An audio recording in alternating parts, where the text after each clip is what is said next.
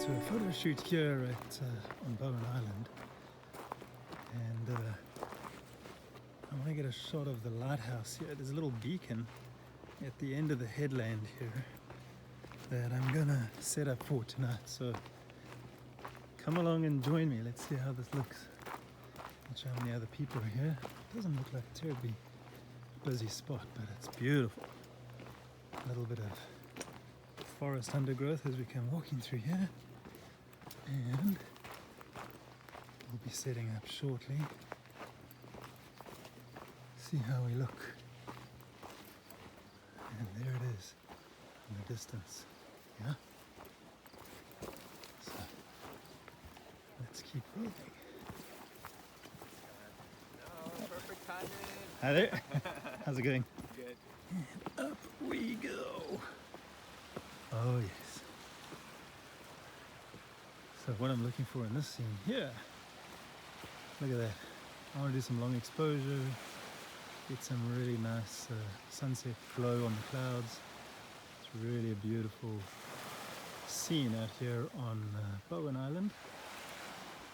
So I'm going to get set up and I will be talking to you again soon. There's the scene. There we go. So what you want to get really sorted out is your tripod.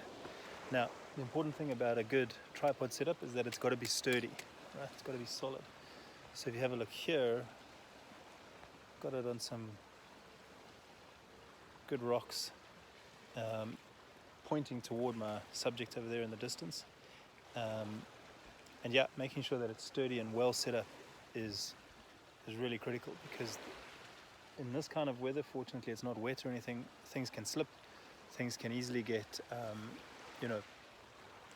damaged when they fall, so we want to try and avoid that. The other reason is I'm going to be doing some long exposure, so I really need to have my tripod firm and in place so that when I do the long exposure there's no blurriness in the image. So I'm going to get the camera on top of there and we'll be right back. So I'm just doing some test shots over here, and let's have a look how that works. Just getting my composition sorted out. You'll see it on the back screen in a second. So there it is. Looks pretty good. Kind of liking the composition. I'm going to put it on live view quickly so that I can actually get a good view. I want to see the lighthouse. You'll notice I've got my focus area right on the lighthouse there. Don't worry about this, it's blowing out a little bit. It's just the video camera that's causing a problem there. And so yeah, it's looking pretty good. I've got some beautiful, let's look at the real picture. I've got some beautiful clouds in the sky right there. Let me get that in front of you. There we go. It's just a stunning scene. So I'm really looking forward to the results. Nice leading line in the headlands going out there. And I've got some really nice, beautiful clouds in the sky. Nice and wispy, brings a little bit of drama into the sky. And of course, as the sun sets more and more, this is going to start looking really good. And a little bit of boat activity on the water there, but that's okay. We're going to be doing long exposure, so that won't cause a problem. So again, one of the other things that I do to make sure that my setup is nice and stable is I use a cable release. So let me focus on that for a minute. So there's a bunch of flying ants around here. So cable release, connected to the camera on the side there, okay? And what that allows me to do is when I'm taking an image, and you can see there, I'm going to take another shot here, I'm on live view at the moment, I'm going to take a photograph. And it allows me to work completely hands-free, so I don't introduce any shake into the shot. And that's really important in landscape photography. So tripod, you need one of these guys.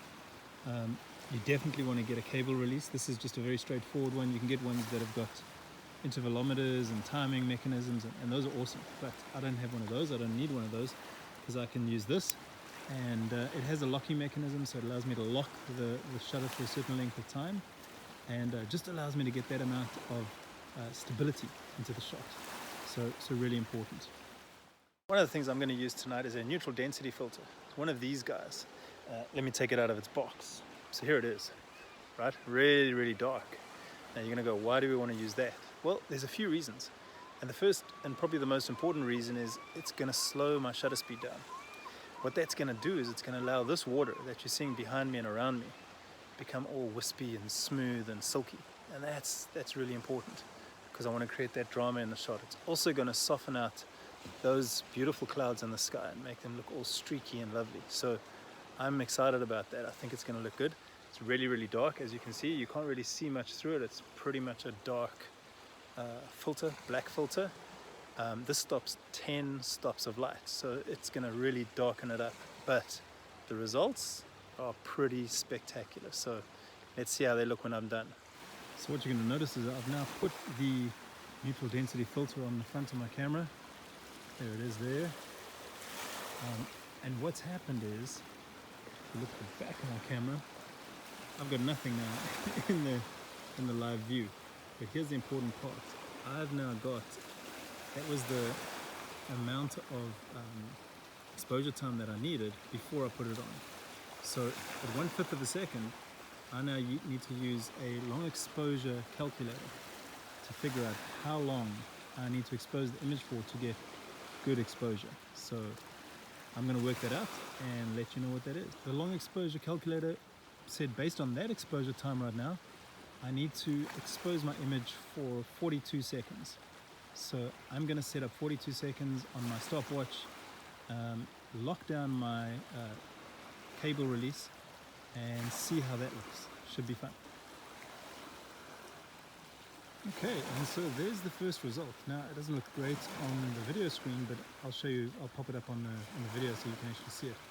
Really not too bad, but I might do a longer exposure just to get a bit more detail into the foreground, but a lot of that can be sorted out afterwards in post. But we're going to keep shooting, and there's going to be a bit of a trial and error, and we're going to see what works best. But this is turning out to be a spectacular scene. Just look at that. Really excited to show you the results of this work. As you can see right now, the sun is pretty much set. We've got some pretty dark foreground over here, but the beauty is we've still got a lot of ambient light. If you take a look at the sky over there, there's still a lot of light coming across. So what I'm going to do is I've now taken off the neutral density filter, because the reality is it's making the image too dark, and now we just got to wait, waiting for the sun to set completely, and then start doing some longer exposure images for the evening. And what I'm hoping to get is some really nice silky smooth water over here, some silhouetting on the actual lighthouse itself, and I'm gonna just have to play this by ear, because the reality is when it gets to this kind of level of darkness, it's very difficult to be able to actually figure out what the exposure time should be. And the reason is your camera exposure meter works only till 30 seconds. Once you go beyond that, it's kind of a trial and error, really. So I'm going to be trialing and erroring this. I'm probably sitting now, if I look at my camera, I am sitting at an exposure time right now about 6 seconds. So I can still get some shots, and it's still looking pretty good. If I flip this around, you can have a look over here and see I'm still getting some pretty nice scattering there. I'm getting some nice lighting there. Things are looking pretty good. But the reality is, as we get into the evening, later and later, that light meter is going to start being tricked and thinking it's way too dark. And once we get beyond 30 seconds, it's all over. So we're going to just wait and see what happens.